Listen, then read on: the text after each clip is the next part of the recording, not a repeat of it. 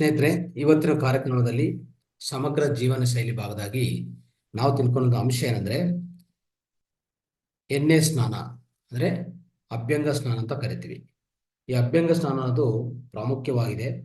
ಯಾಕಂದ್ರೆ ಅಭ್ಯಂಗ ಸ್ನಾನದಿಂದ ನಾವು ಏನು ಮಾಡ್ಕೋಬಹುದು ಅಂದ್ರೆ ನಮ್ಮ ದೇಹ ಒಳಗಡೆ ಇರುವಂತಹ ಟಾಕ್ಸಿನ್ಸ್ ಅಂದ್ರೆ ವಿಷ ಪದಾರ್ಥಗಳು ಈಗಾಗಲೇ ನಾವು ನಮ್ಮ ಕೆಟ್ಟ ಆಹಾರ ಶೈಲಿ, ಕೆಟ್ಟ ಆರೋಗ್ಯ ಶೈಲಿ, ಅದರಿಂದ ಉತ್ಪನ್ನ ಆಗುವಂತ ಎಷ್ಟೋ ವಿಷ ಪದಾರ್ಥಗಳು ನಮ್ಮ ದೇಹ ಹೊರಗಡೆ ಸಂಗ್ರಹಿಸ್ಕೊತಿರ್ತೀವಿ. ಈ ವಿಷ ಪದಾರ್ಥಗಳು ಆಚೆಗಡೆ ಕಲಿಸಿಲ್ಲ ಅಂದ್ರೆ ಅದು ನಮ್ಗೆ ಎಷ್ಟೋ ಅನಾರೋಗ್ಯ ಅನ್ನೋದು ತಂದು ಕೊಡ್ತದೆ ಸ್ನೇಹಿತರೆ. ಇದು ಅರ್ಥ ಮಾಡ್ಕೋಬೇಕು. ಅದಕ್ಕೋಸ್ಕರ ಈ ಅಭ್ಯಂಗ ಸ್ನಾನ ಅನ್ನೋದು ಇದು ನಮ್ಮ ಆಯುರ್ವೇದದಲ್ಲಿ ಒಂದು ಭಾಗ. ಅಂದ್ರೆ ಈಗಾಗಲೇ ನಿಮ್ಗೆ ಗೊತ್ತಿರ್ತದೆ, ಆಯುರ್ವೇದದಲ್ಲಿ ಪಂಚಕರ್ಮಸ್ ಅಂತ ಇದೆ. ಪಂಚಕರ್ಮದಲ್ಲಿ ರಕ್ತ ಶುದ್ಧಿ ಮಾಡೋದು, ಮತ್ತೆ ನಮ್ಮ ಈ ಎನಿಮಾ ತರ ಅಂದ್ರೆ ವಿರೇಚನ ಮಾಡೋದು. ಈಗಾಗಲೇ ಎನಿಮಾ ಅಂತ ತಿಳ್ಕೊಂಡಿದ್ದೀವಿ. ಎನಿಮಾ ಅಂದ್ರೆ ಅದನ್ನು ಒಂದು ಸ್ವಚ್ಛಗೊಳಿಸ್ಕೊಳ್ಳುವಂತ ಒಂದು ಪ್ರಕ್ರಿಯೆ, ಶುದ್ಧೀಕರಣ ಮಾಡುವಂತ ಒಂದು ಪ್ರಕ್ರಿಯೆ. ಅದೇನ್ ಶುದ್ಧೀಕರಣ ಮಾಡ್ತದೆ ಈಗಾಗಲೇ ನಮ್ಗೆ ಗೊತ್ತಾಗಿದೆ. ಅಂದ್ರೆ ಹೊಟ್ಟೆ ಶುದ್ಧೀಕರಣ ಮಾಡ್ತದೆ, ದೊಡ್ಡ ಕಲ್ಲು ಶುದ್ಧೀಕರಣ ಮಾಡ್ತದೆ, ಕೋಲನ್ನು ಶುದ್ಧೀಕರಣ ಮಾಡ್ತದೆ. ಇದೆಲ್ಲ ಆಗ್ತಾ ಇರ್ತದೆ.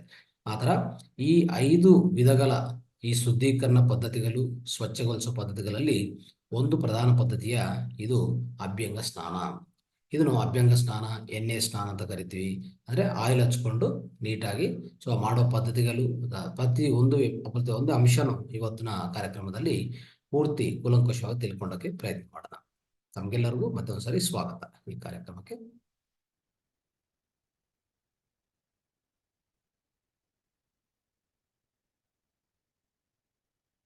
ರೈಟ್. ಸ್ನೇಹಿತರೆ ನೋಡಿ, ಅಭ್ಯಂಗ ಸ್ನಾನ ಅನ್ನೋದು ಒಂದು ಒಳ್ಳೆ ವಾಕ್ಯ ಇದೆ. ಆ ವಾಕ್ಯ ಅನ್ನೋದು ನಾವು ತಿಳ್ಕೋಬೇಕು.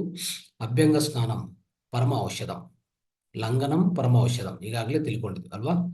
ಎಷ್ಟೋ ಕ್ಲಾಸಲ್ಲಿ ನಾವು ತಿಳ್ಕೊಂಡಿದ್ದು, ಮುಂದಿನ ಕ್ಲಾಸಲ್ಲಿ ನಾವು ತಿಳ್ಕೊಂಡಂತ ತರಗತಿಯಲ್ಲಿ ತಿಳ್ಕೊಂಡ ಅಂಶ ಏನಂದ್ರೆ ಲಂಘನಂ ಪರಮ ಔಷಧಂ. ಅದೇ ತರನೇ ಅಭ್ಯಂಗ ಸ್ನಾನಂ ಪರಮ ಔಷಧಂ ಅಂದ್ರೆ ಇದೊಂದು ಪರಮ ಔಷಧಂ, ಅದ್ಭುತವಾದ ಔಷಧವಾಗಿ ಕೆಲಸ ಮಾಡುತ್ತೆ. ಎಲ್ಲ ಔಷಧಗಳಿಂದ ಆಗುವ ಲಾಭಕ್ಕಿಂತ ದೇಹಕ್ಕೆ ಅಭ್ಯಂಗ ಸ್ನಾನ ಅಂದ್ರೆ ವಿವಿಧ ಎಣ್ಣೆಗಳಿಂದ ಯಾವುದು ನಾವು ಈ ಮೈಗೆ ಹಚ್ಕೊಂಡು ಮಸಾಜ್ ಮಾಡ್ಕೊಳ್ಳುವಂತ ಈ ಏನೇ ಎಣ್ಣೆಗಳು ಅಂದ್ರೆ ಏನ್ ಎಣ್ಣೆಗಳು ಹಚ್ಕೋಬಹುದು ಅಂತಂದ್ರೆ ನಾವು ಅದನ್ನು ತಿಳ್ಕೊಳ್ಳೋಣ. ಏನೇನು ಎಣ್ಣೆಗಳು ಹಚ್ಕೋಬೇಕಾಗತ್ತೆ, ಯಾವ ತರ ಹಚ್ಕೋಬೇಕು ದೇಹಕ್ಕೆ, ಇದೆಲ್ಲ ನಾವು ತಿಳ್ಕೊಳ್ಳೋ ಪ್ರಯತ್ನ ಮಾಡೋಣ. ಯಾವಾಗ ಈ ಎಣ್ಣೆ ಹಚ್ಕೊಂಡು ಸೊಳ್ಳೆ ಮಸಾಜ್ ಮಾಡ್ಕೊಂಡು, ಅಂದ್ರೆ ನೀವೇ ಮಸಾಜ್ ಮಾಡ್ಕೋಬಹುದು. ಇಲ್ಲ ಇನ್ನು ಬೇರೆಯವರಿಂದ ಹೆಲ್ಪ್ ತಗೋಬಹುದು, ಸಹಾಯ ತಗೋಬಹುದು. ಇಲ್ಲ ಅಂದ್ರೆ ನೀವು ಆಯುರ್ವೇದ ಅಂದ್ರೆ ನಿಮ್ಗೆ ಎರಡೂ ಆಗ್ತಾ ಇಲ್ಲ ಅಂತ ಅವಾಗ ಆಯುರ್ವೇದ ಸೆಂಟರ್ಗೆ ಹೋಗಿ, ಆಯುರ್ವೇದ ಕ್ಲಿನಿಕ್ ಹೋಗಿ. ಈಗಾಗಲೇ ನಾವು ಹೇಳ್ಕೊಂಡಿದ್ವಿ, ಮಾದಾರ್ ಫೌಂಡೇಶನ್ ಹತ್ರನು ಒಂದು ಆಯುರ್ವೇದ ಸೆಂಟರ್ ಇದೆ. ಅದು ಸೋಲು ಕ್ಷೇತ್ರ ಅಂತಿದೆ. ಸೋಲು ಕ್ಷೇತ್ರ ಹೋಲಿಸ್ಟಿಕ್ ವೆಲ್ನೆಸ್ ಸೆಂಟರ್ ಅಂತ. ನಾವು ಅದರಿಂದ ಎಷ್ಟೋ ಇಂಥ ಪದ್ಧತಿಗಳೆಲ್ಲ ಆಯುರ್ವೇದ ಟ್ರೀಟ್ಮೆಂಟ್ಸು, ಕ್ಯಾನ್ಸರ್ ಸಮೇತ ಅಂತ ಟ್ರೀಟ್ಮೆಂಟ್ಸ್ ನಾವು ಕೊಡ್ತಾ ಇರ್ತೀವಿ. ಅದ್ರ ಜೊತೆಗೆ ಇನ್ನು ಹಲವಾರು ಅಂದ್ರೆ ಮರ್ಮ ಥೆರಪಿ ಆಗ್ಬೋದು, ಹೋಮಿಯೋಪತಿ ಆಗ್ಬೋದು, ಇಂಥದ್ದೆಲ್ಲ ನಾವು ಎಷ್ಟೋ ಈ ನಮ್ಮ ಪ್ರಾಚೀನ ಸಂಪ್ರದಾಯ ಈ ಪದ್ಧತಿಗಳೆಲ್ಲ ನಾವು ಅವಲಂಬಿಸ್ತಾ ಇರ್ತೀವಿ ಸ್ನೇಹಿತರೆ. ಆಯ್ತು. ಈ ತರ ಯಾವುದೇ ಆಯುರ್ವೇದ ಸೆಂಟರ್ಗೆ ಹೋಗಿ ನಿಮ್ಗೆ ಅನುಕೂಲ ಆಗಲ್ಲ ಅಂದ್ರೆ ನೀವು ಮಸಾಜ್ ಮಾಡ್ಕೊಳ್ಳಿ ಈ ಎಣ್ಣೆದಿಂದ. ಏನೇ ಎಣ್ಣೆಗಳು ಯಾವ ಪರಿಸ್ಥಿತಿಯಲ್ಲಿ ಯಾವ ಎಣ್ಣೆ ಎಲ್ಲ ನಾನು ಪೂರ್ತಿ ಕೂಲಂಕಷವಾಗಿ ನಿಮ್ಗೆ ತಿಳ್ಕೊಡ್ತೀನಿ ಇವತ್ತು. ಆದ್ರೆ ಈ ತರ ಆ ಎಣ್ಣೆ ಹಚ್ಕೋಬೇಕಂದ್ರೆ ನೀವು ಆಯುರ್ವೇದ ಸೆಂಟರ್ಗೆ ಹೋಗಿ ಅವ್ರ ಹತ್ರ ಮಸಾಜ್ ಮಾಡ್ಕೊಳ್ಳಿ. ಅದು ನಾವೇನಂತ ಹೇಳ್ತೀವಿ ಅಂದ್ರೆ ಅಲ್ಲಿಗೆ ಹೋದ್ರೆ ಅಭ್ಯಂಗ ಸ್ನಾನ ಅಂತ ಅವ್ರು ಕೇಳಿ, ನಮ್ಗೆ ಅಭ್ಯಂಗ ಸ್ನಾನ ಮಾಡಿಸಿ ಅಂತಂದ್ರೆ ಅಭ್ಯಂಗ ಸ್ನಾನ ಖಂಡಿತವಾಗಿ ಅವರು ಮಾಡಿಸ್ತಾರೆ. ಆಮೇಲೆ ಅದಾದ್ಮೇಲೆ ನಿಮ್ಗೆ ಸ್ಟೀಮ್ ಬಾತ್ ಕೊಡ್ತಾರೆ ಅವರು. ಅಂದ್ರೆ ಈ ಸ್ಟೀಮ್ ಇಂದ ಬಾತ್ ಕೊಡ್ತಾರಲ್ಲ, ಆ ಸ್ಟೀಮ್ ಬಾತ್ ಕೊಡ್ತಾರೆ. ಪೂರ್ತಿಯಾಗಿ ಎಷ್ಟು ವಿಶ್ರಾಂತಿ ಆಗುತ್ತೆ, ಎಷ್ಟು ಶಾಂತಿ ಅಂದ್ರೆ ಪೂರ್ತಿ ದೇಹನೇ ಒಂಥರ ರಿಲ್ಯಾಕ್ಸ್ ಆಗುತ್ತೆ ಸ್ನೇಹಿತರೆ. ಅಷ್ಟು ದೊಡ್ಡ ಪ್ರಕ್ರಿಯೆ ಇದೆ ಆಕ್ಚುಲಿ. ಒಳ್ಳೆ ಪ್ರಕ್ರಿಯೆ ಇದು. ಆಯ್ತಾ? ಪೂರ್ತಿ ಏನಾಗ್ತದೆ, ದೇಹದೆಲ್ಲನೂ ಚೈತನ್ಯಗೊಳಿಸ್ತದೆ. ಆರೋಗ್ಯನೂ ತುಂಬಾ ವೃದ್ಧಿ ಆಗತ್ತೆ. ಅರ್ಥ ಮಾಡ್ಕೊಳ್ಳಿ. ಇದರಿಂದ ಏನೇನು ಫಲಿತಗಳು ಏನು ಎಲ್ಲ ತಿಳ್ಕೊಳ್ಳೋದು ಪ್ರಯತ್ನ ನೋಡಿ. ಎಣ್ಣೆ ಸ್ನಾನದ ಬಗ್ಗೆ ಕೆಲವು ಮಾಹಿತಿಗಳನ್ನ ತೋರಿಸ್ತೀನಿ ಇಲ್ಲಿ. ಅದೆಲ್ಲ ನೀವು ಓದ್ಕೊಳ್ಳಿ ಮತ್ತೆ ಅನುಸರಿಸಿ. ಅದನ್ನು ಒಳ್ಳೆ ಆರೋಗ್ಯ ಹೊಂದಕ್ಕೆ ಪ್ರಯತ್ನ ಮಾಡೋಣ. ರೈಟ್. ನೋಡಿ, ಈ ಮಸಾಜ್ ಮಾಡುವ ಎಣ್ಣೆಗಳ ಮಾಹಿತಿ ಅನ್ನೋದು ನಾವು ತಿಳ್ಕೊಬೇಕಾಗತ್ತೆ. ಈ ಮಾಲಿಶ್ ದಿನಾಲೂ ಮಾಡ್ಬೋದು, ಅಂದ್ರೆ ಪ್ರತಿದಿನಾನು ಮಾಡ್ಕೋಬಹುದು, ತೊಂದರೆ ಇಲ್ಲ. ಹಾಗೆ ಅಟ್ಲೀಸ್ಟ್ ಕನಿಷ್ಠ ವಾರಕ್ಕೆ 1 ಸಾರಿಯನ್ನು ಮಾಡೋದು ಒಳ್ಳೆಯದು.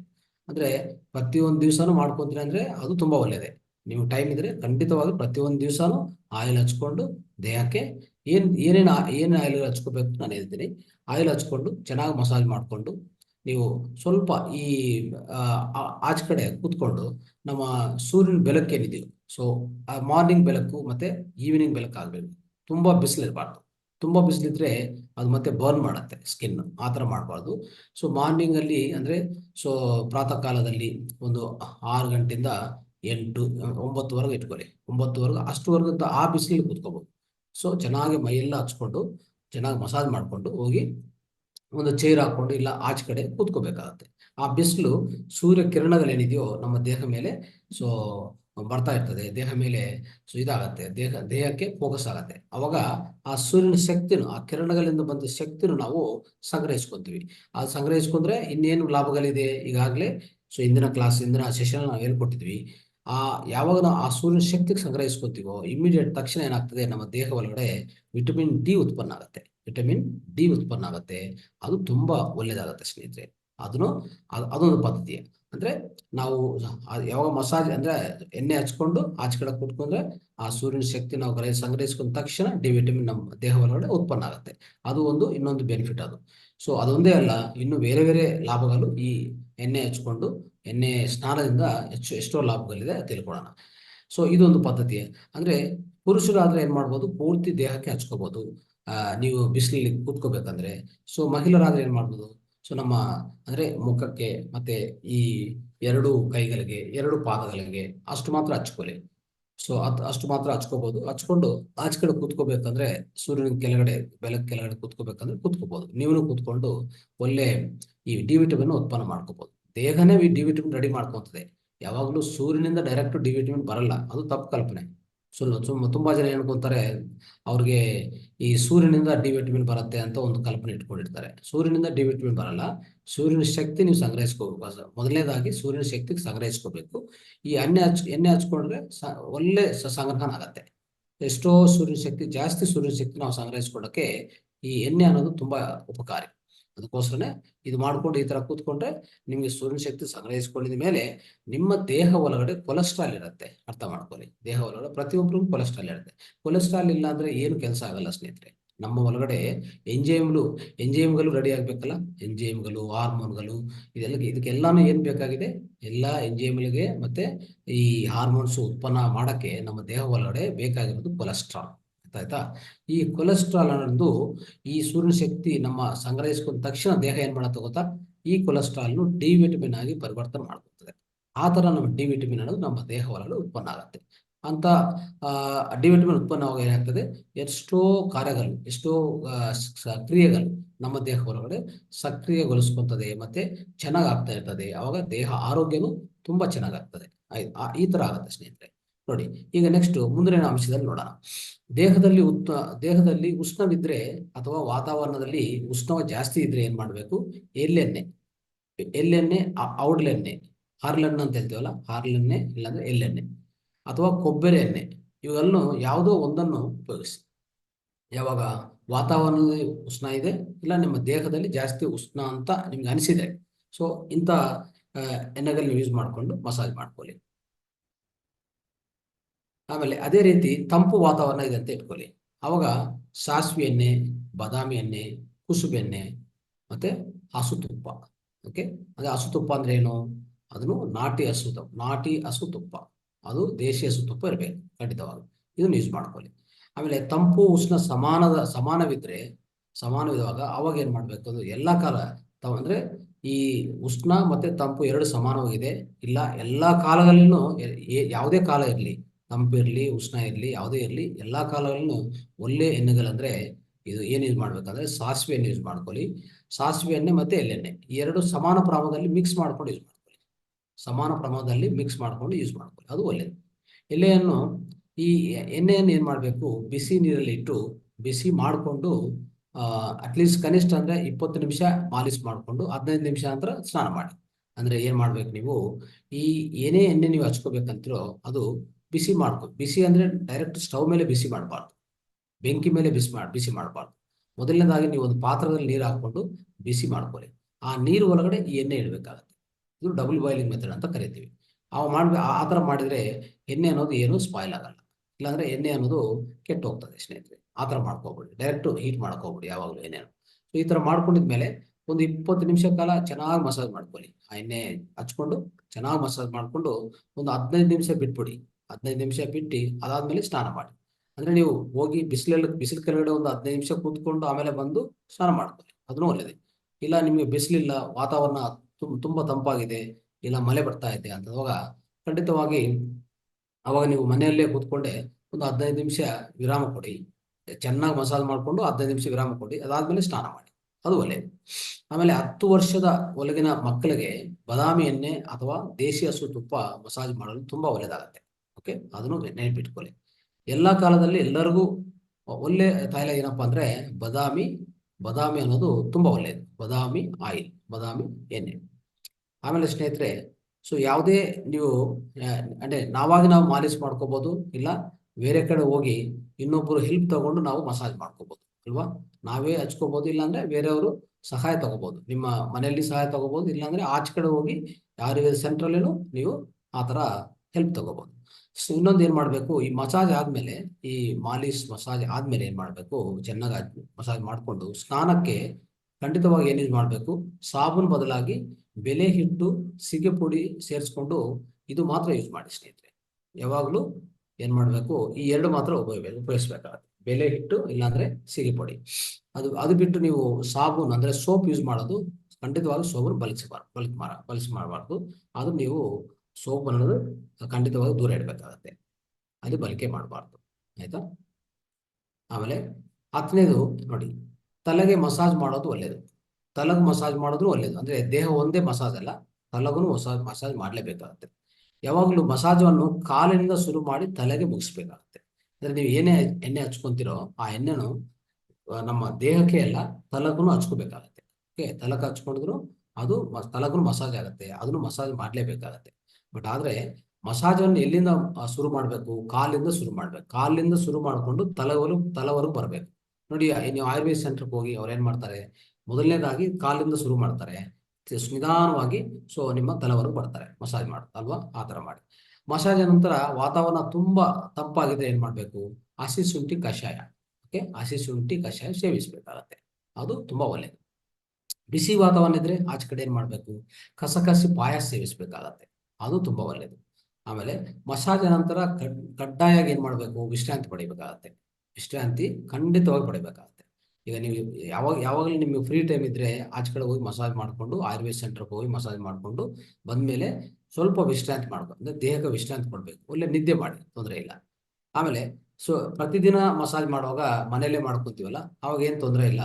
ನೀವು ಮಸಾಜ್ ಆದಮೇಲೆ ಸ್ವಲ್ಪ ರಿಲ್ಯಾಕ್ಸ್, ಅಂದರೆ ನಿದ್ದೆ ಮಾಡೋದೇನು ಬೇಕಾಗಿಲ್ಲ, ಆರಾಮಾಗಿ ಕೂತ್ಕೊಳ್ಳಿ, ಏನು ಬೇರೆ ಕೆಲಸ ಮಾಡ್ಕೋಬಿಡಿ, ಸ್ವಲ್ಪ ರಿಲ್ಯಾಕ್ಸ್ ಕೊಡಿ ಬಾಡಿಗೆ. ಆ ಥರ ಮಸಾಜ್ ದೇಹಾಂತಂತ ದೇಹದಲ್ಲಿ ಏನಾಗ್ತದೆ, ಮಸಾಜ್ ಮಾಡುವಾಗ ಏನಾಗ್ತದೆ ಸ್ನೇಹಿತರೆ, ರಕ್ತ ಪರಿಚಲನ ಅಂದರೆ ರಕ್ತ ಮೂವ್ಮೆಂಟ್, ಬ್ಲಡ್ ಸರ್ಕ್ಯುಲೇಷನ್ ಇರ್ತದಲ್ಲ, ಬಹುಳ ಸಹಾಯವಾಗುತ್ತೆ. ಮತ್ತು ದೇಹದ ಒಲಪನ್ನು ಹೆಚ್ಚಿಸ್ತದೆ, ಕೆಲಸ ಮಾಡಲು ಹೆಚ್ಚಿನ ಶಕ್ತಿಯನ್ನು ಉತ್ಪಾದಿಸ್ತದೆ ಸ್ನೇಹಿತರೆ. ಇದು ಈ ಮಸಾಜಿಂದ ಬರುವಂಥ ಲಾಭಗಳು. ಏನು ಲಾಭಗಳಂದರೆ, ನಮ್ಮ ದೇಹ ಒಳಗಡೆ ರಕ್ತ ಅನ್ನೋದು ಹರಿತಾ ಇರ್ತದಲ್ಲ, ರಕ್ತ ಪರಿಚಲನ ಆಗ್ತಾ ಇರ್ತದೆ. ಆ ರಕ್ತ ಪರಿಚಲನ ಅನ್ನೋದು ತುಂಬ ಚೆನ್ನಾಗಾಗ್ತದೆ ಯಾವಾಗ ಈ ಬ್ಲಡ್ ಸರ್ಕ್ಯುಲೇಷನ್ ತುಂಬ ಚೆನ್ನಾಗಾಗ್ತದೆ ಈ ಮಸಾಜ್ ಮಾಡ್ಕೊಳ್ಳುವಾಗ. ಇಡೀ ದೇಹದಾದ್ಯಂತನೂ ಈ ರಕ್ತ ಪರಿಚಲನೆ ಚೆನ್ನಾಗಾಗಬೇಕು ಅಂತಂದರೆ, ಬ್ಲಡ್ ಸರ್ಕ್ಯುಲೇಷನ್ ಚೆನ್ನಾಗಾಗಬೇಕಂದ್ರೆ ಮಸಾಜ್ ಅನ್ನೋದು ತುಂಬ ಹೆಲ್ಪ್ ಆಗುತ್ತೆ, ಅದು ಅರ್ಥ. ಮತ್ತು ದೇಹದ ಹೊಳಪ, ಶೈನಿಂಗ್, ಒಂದು ಒಳ್ಳೆ ಹೊಳಪ ಅಂದರೆ ಒಳ್ಳೆ ಶೈನಿಂಗ್ ಬರುತ್ತೆ ದೇಹದೆಲ್ಲ, ನಮ್ಮ ಇಡೀ ದೇಹನೇ ಒಳ್ಳೆ ಶೈನಿಂಗ್ ಬರುತ್ತೆ, ಅದನ್ನು ಇದರಿಂದ ಆಗುತ್ತೆ. ಸೊ ಈ ಥರ. ಆಮೇಲೆ ಇದಾದ್ಮೇಲೆ ದೇಹದ ಶಕ್ತಿ ಇದೆಯಲ್ಲ, ದೇಹದ ಶಕ್ತಿನೂ ಹೆಚ್ಚಾಗತ್ತೆ. ಇನ್ನೊಂದು ಏನಾಗ್ತದೆ ಸ್ನೇಹಿತರೆ, ಇದು ಇವಾಗ ಮಸಾಜ್ ಮಾಡ್ತಾ ಹೋಗ್ತೀವಲ್ಲ ದೇಹದ ಚರ್ಮ ಮೇಲೆ, ಸೊ ಪೂರ್ತಿ ಇಡೀ ದೇಹನೇ ಮಸಾಜ್ ಮಾಡುವಾಗ ನಿಮ್ಗೆ ಎಲ್ಲೆಲ್ಲಿ ಈ ಬ್ಲಾಕ್ಸ್ಗಳು ಕ್ರಿಯೇಟ್ ಆಗಿರ್ತದೆ. ಬ್ಲಾಕ್ಸ್ ಅಂದರೆ ಏನು, ರಕ್ತನಾಳದೊಳಗೆ ಅಲ್ಲೆಲ್ಲಿ ಬ್ಲಾಕ್ಸ್ ಇರುತ್ತೆ, ಆ ಬ್ಲಾಕ್ಸ್ ಎಲ್ಲನೂ ತೆಗೆದಾಗ್ತದೆ. ಯಾವಾಗ ನೀವು ಚೆನ್ನಾಗಿ ಉಜ್ಜಿತಿರೋ, ಚೆನ್ನಾಗಿ ಮಸಾಜ್ ಮಾಡ್ತಾ ಹೋಗ್ತಿರೋ, ಆ ಒಳಗಡೆ ಎಲ್ಲೆಲ್ಲಿ ರಕ್ತ ಅನ್ನೋದು ಬ್ಲಾಕ್ ಆಗಿರ್ತದೆ, ಸ್ವಲ್ಪ ಆ ಬ್ಲಾಕೇಜ್ ಎಲ್ಲನೂ ತುಂಬ ಚೆನ್ನಾಗಿ ತೆಗೆದಾಗ್ತದೆ ಈ ಮಸಾಜ್ ಮಾಡೋದ್ರಿಂದ. ಸೊ ಇಷ್ಟು ಲಾಭಗಳಿರ್ತದೆ. ಅದಕ್ಕೋಸ್ಕರನೇ ನಾವೇನು ಹೇಳಿದ್ವಿ, ಅಭ್ಯಂಗ ಸ್ನಾನ ಒಂದು ಪರಮ ಔಷಧ ಅಂತ ಕರಿತೀವಿ ಅಲ್ವಾ. ಸೊ ಎಲ್ಲಾ ಸಮಯದಲ್ಲೂ ಸ್ನಾನವನ್ನು ತಲೆಯಿಂದನೇ ಮಾಡ್ಬೇಕು ಸ್ನೇಹಿತರೆ. ನೋಡಿ ಅರ್ಥ ಮಾಡ್ಕೊಳ್ಳಿ, ಯಾವಾಗನು ಸ್ನಾನ ಅನ್ನೋದು ಅಂದ್ರೆ ಒಂದು ತಣ್ಣೀರಿಂದ ಸ್ನಾನ ಮಾಡಿದ್ರೆ ತಲದಿಂದ ಸ್ಟಾರ್ಟ್ ಮಾಡಿ. ಯಾವಾಗ ಬಿಸಿ ನೀರಿಂದ ಸ್ನಾನ ಮಾಡ್ಬೇಕಂದ್ರೆ ಯಾವಾಗಲೂ ಅಂದ್ರೆ ನೀವು ಸ್ನಾನ ಅನ್ನೋದು ಖಂಡಿತವಾಗಿ ತಲೆಯಿಂದನೇ ಮಾಡ್ಬೇಕಾಗತ್ತೆ. ಆದ್ರೆ ತಣ್ಣೀರಾದ್ರೆ ತಲೆಯಿಂದ ಮಾಡಿ. ಬಿಸಿ ನೀರಾದ್ರೆ ಏನ್ ಮಾಡ್ಬೇಕು, ಪಾದದಿಂದ ಶುರು ಮಾಡಿ. ಡೈರೆಕ್ಟ್ ನಿಮ್ಮ ಬಿಸಿ ನೀರು ತಗೊಂಡು ನಮ್ಮ ತಲೆ ಮೇಲೆ ಹಾಕ್ಬಾರ್ದು. ಯಾಕಂದ್ರೆ ತಲೆ ಅನ್ನೋದು ತುಂಬಾ ಸುನ್ನಿತವಾಗಿರ್ತದೆ. ತಲೆ ಒಳಗಡೆ ಏನಿದೆ, ಮೆದುಳಿದೆ. ಮೆದುಳು ಅನ್ನೋದು ಏನು, ಮೆದುಳು ಅನ್ನೋದು ತುಂಬಾ ಸುನ್ನಿತವಾಗಿರುತ್ತೆ. ಆ ಸುನ್ನಿತವಾಗ ಆ ಸ್ನಾನಗಳೆಲ್ಲ ಇರ್ತದೆ. ಅದಕ್ಕೋಸ್ಕರ ಅಲ್ಲಿ ಖಂಡಿತವಾಗಿ ನೀವು ಬಿಸಿ ನೀರು ಡೈರೆಕ್ಟ್ ತಲೆಗೆ ಹಾಕ್ಬಾರ್ದು. ಹಾಕಿದ್ರೆ ಏನಾಗ್ತದೆ, BP ರೈಸ್ ಆಗುತ್ತೆ, ಅಂದ್ರೆ ಹೈ BP ಬರುತ್ತೆ. ಅದನ್ನು ಮಾಡ್ಕೋಬಾರ್ದು, ಆಯ್ತಾ. ಅವಾಗ ಯಾವಾಗ್ಲೂ ಏನ್ ಮಾಡ್ಬೇಕು, ಸೊ ನಿಮ್ಮ ಪಾದದಿಂದನೇ ಶುರು ಮಾಡಿ. ಪಾದದಿಂದ ಶುರು ಮಾಡ್ಕೊಂಡು ಬಿಸಿ ನೀರಾದ್ರೆ ಆ ತರ ಸ್ನಾನ ಮಾಡ್ಕೊಂಡು ಕೊನೆಯದಾಗಿ ತಲೆಗೆ ಬನ್ನಿ. ಓಕೆ, ಅದು ಒಳ್ಳೆಯದು ಸ್ನೇಹಿತರೆ. ಸೊ ಇನ್ನೊಂದೇನಂದ್ರೆ, ಪಾದದಿಂದ ಉಜ್ಜಿಕೊಳ್ಳಿರೋದ್ರಿಂದ ಒಳ್ಳೆ ನಿದ್ದೆ ಬರುತ್ತೆ. ಈಗಾಗಲೇ ನಾನು ಹೇಳಿದ್ದೀನಿ ಏನ್ ಮಾಡ್ಬೇಕಿದು. ಇದು ಕೊನೆಯದಾಗಿ ಇದೊಂದು ಅಂಶ ಏನಂತಂದ್ರೆ, ನಾವು ತಿಳ್ಕೊಬೇಕಾಗಿರೋದು, ನೈಟ್ ಮಲಗುವಾಗ ಒಂದು ಪಾದದಿಂದ ಇನ್ನೊಂದು ಪಾದ ಏನ್ ಮಾಡ್ಬೇಕು, ಚೆನ್ನಾಗಿ ಉಜ್ಜಬೇಕಾಗುತ್ತೆ. ಈ ತರ ನೋಡಿ, ಇದು 2 ಪಾದಗಳಂತ ಇಟ್ಕೊಳ್ಳಿ. ಒಂದು ಪಾದ ಮೇಲೆ ಒಂದು ಪಾದ ಈ ತರ ಇಟ್ಕೊಂಡು ಚೆನ್ನಾಗಿ ಉಜ್ಜಬೇಕು ಖಂಡಿತವಾಗಿ. ತುಂಬಾ ಚೆನ್ನಾಗಿ ಉಜ್ಕೊಂಡು ಒಂದು 2 ಮಿನಿಟ್ಸ್ ಅಂದ್ರೆ 2 ನಿಮಿಷ ಕಾಲ ಚೆನ್ನಾಗಿ ಉಜ್ಜಿಕೊಂಡು ಆಮೇಲೆ ನಿದ್ದೆಗೆ ಉಪಕ್ರಮಿಸಿ. ಸೊ ಅವಾಗ ತುಂಬಾ ಒಳ್ಳೆ ನಿದ್ದೆ ನಿಮ್ಗೆ ಸಿಗುತ್ತೆ. ಸೊ ಇಷ್ಟೆಲ್ಲ ಅಂಶಗಳಿದೆ ಸ್ನೇಹಿತರೆ ಅಭ್ಯಂಗ ಸ್ನಾನದ ಬಗ್ಗೆ. ಸೊ ನಾವೀಗ ಎಲ್ಲ ತಿಳ್ಕೊಂಡಿದ್ವಿ. ಯಾವ ತರ ಎಣ್ಣೆಗಳು ಯೂಸ್ ಮಾಡಬೇಕು, ಯಾವ ತರ ನಾವು ಮಾಲಿಶ್ ಮಾಡ್ಕೋಬೇಕು, ಯಾವ ತರ ಮಸಾಜ್ ಮಾಡ್ಕೋಬೇಕು, ಮಸಾಜ್ ಮಾಡಿದ ಮೇಲೆ ಏನ್ ಮಾಡ್ಬೇಕು, ಇದೆಲ್ಲಾನು ದಯವಿಟ್ಟು ಪ್ರತಿಯೊಂದನ್ನು ಮತ್ತೆ ನೀವು ತಿರ್ಗಾ ವಿಡಿಯೋ ನೋಡ್ಕೋಬೇಕಾಗತ್ತೆ. ತಿರ್ಗಾ ನೀವು ಈ PPTನು ಈ PDF ಫೈಲ್ ಬರುತ್ತಲ್ಲ ಅದನ್ನು ನೋಡ್ಕೋಬೇಕಾಗತ್ತೆ. ಖಂಡಿತವಾಗಿ ಅಭ್ಯಸಿಸ್ಬೇಕು. ಅಭ್ಯಾಸನ ಸ್ಟಾರ್ಟ್ ಶುರು ಮಾಡ್ಬೇಕು. ಅಂದ್ರೆ ನಾವು ಎಷ್ಟೋ ತಿಳ್ಕೊಂತಾ ಇರ್ತೀವಿ, ತಿಳ್ಕೊಂಡಿದ್ದೆಲ್ಲ ನಾವು ಬಿಡಬಾರದು. ಈಗಾಗಲೇ ಮೇಡಮ್ ಹೇಳಿದ್ರಲ್ಲ, practice makes perfection, practice bring perfection. ಅಂದ್ರೆ ಪ್ರಾಕ್ಟೀಸ್ ಮೇಕ್ಸ್ ಮ್ಯಾನ್ ಪರ್ಫೆಕ್ಟ್ ಅಂತ ಹೇಳ್ತೀವಿ. ಯಾವುದೇನೆ ಸಾಧನ ಮಾಡಿಲ್ಲ ಅಂದ್ರೆ ಯಾವುದು ಫಲಿತಗಳು ಬರಲ್ಲ. ಸಾಧನ ಅನ್ನೋದು ತುಂಬಾ ಇಂಪಾರ್ಟೆಂಟ್. ಈಗ ಇಷ್ಟೆಲ್ಲ ಅಂಶಗಳು ತಿಳ್ಕೊಂಡಿದ್ವಿ. ಈ ತಿಳ್ಕೊಂಡು ಇವತ್ತು ಸಾಯಂಕಾಲಕ್ಕೆಲ್ಲ ಮರ್ತು ಬಿಟ್ರೆ ಏನಾಗ್ತದೆ, ಏನು ಪ್ರಯೋಜನ? ಇಷ್ಟೆಲ್ಲ ಕ್ಲಾಸಸ್ ಅಟೆಂಡ್ ಆಗಿ ಮೊದಲನೇ ದಿವಸದಿಂದ ನೀವು ಈಗ 6ನೇ ದಿವಸ, ಇನ್ನು ಎಷ್ಟು ದಿವಸ ಇದೆ, ಇನ್ನು 15 ದಿವಸ ಇದೆ.